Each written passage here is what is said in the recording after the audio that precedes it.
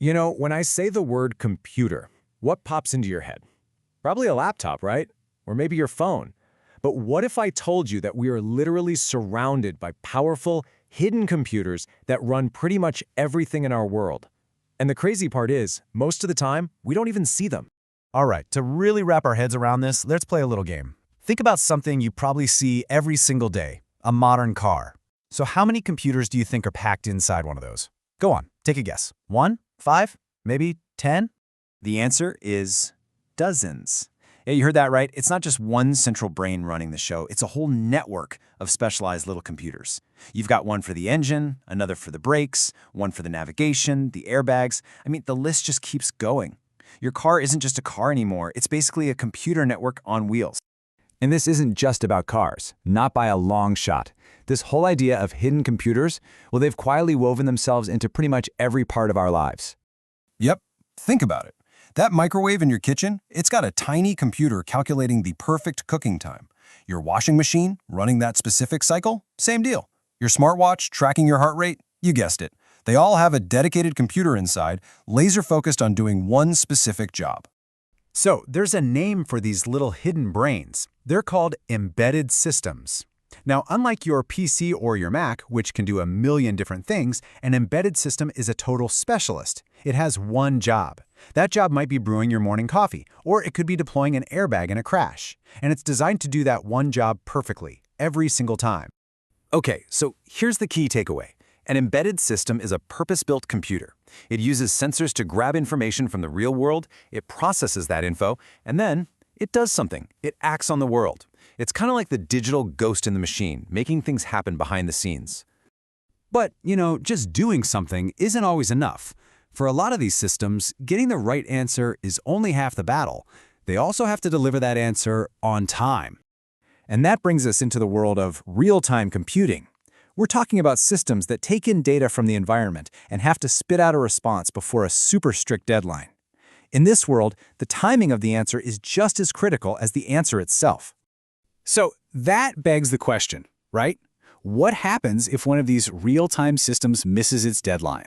What if the calculation takes just a tiny fraction of a second too long? What's the big deal?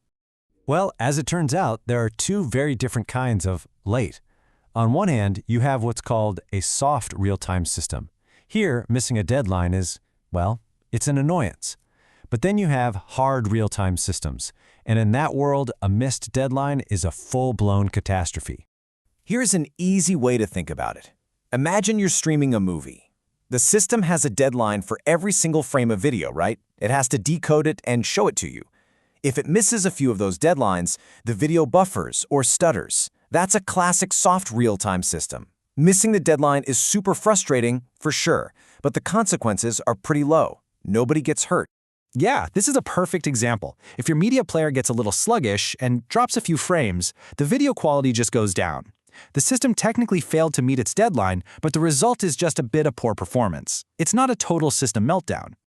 Okay, but that's only one side of the coin. Now let's talk about the other side. The systems where being even a millisecond late is simply not an option. This is the absolute #1 rule for hard real-time systems. They have zero tolerance for a missed deadline. There is no flexibility, none.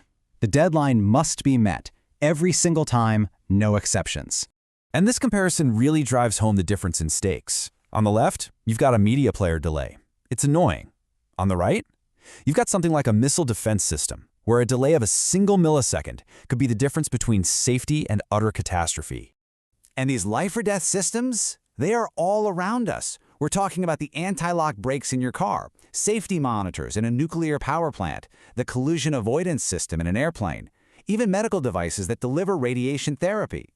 In every single one of these cases, missing a deadline is just unthinkable.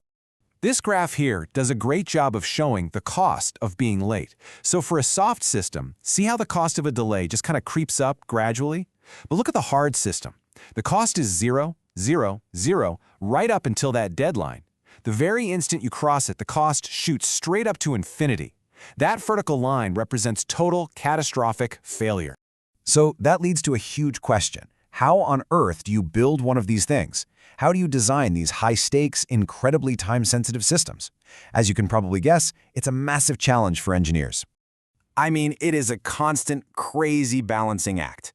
The system has to be powerful enough to run some really complex algorithms, but it also has to be cheap to make. It absolutely has to meet those deadlines, which often means using a special real-time operating system. But it can't use a lot of power.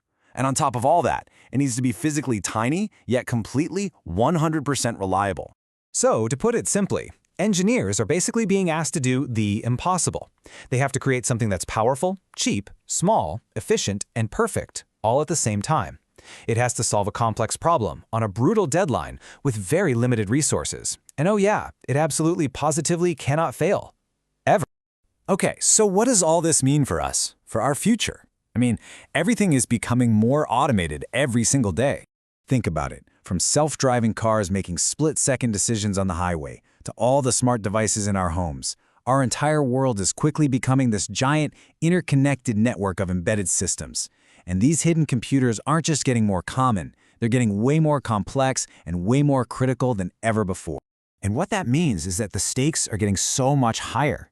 You know that line we talked about, the one between a soft deadline and a hard one? Between an annoying little glitch and a catastrophic failure? Well, that line is now being drawn all around us, in the systems we depend on every single minute of every single day. And this leaves us with one last, really crucial question to think about. As we keep building this smarter, more automated world, our biggest challenge isn't just going to be making things work, it's going to be making sure they work on time. So, how do we do it? How do we design, test, and protect the systems that simply cannot afford to be late?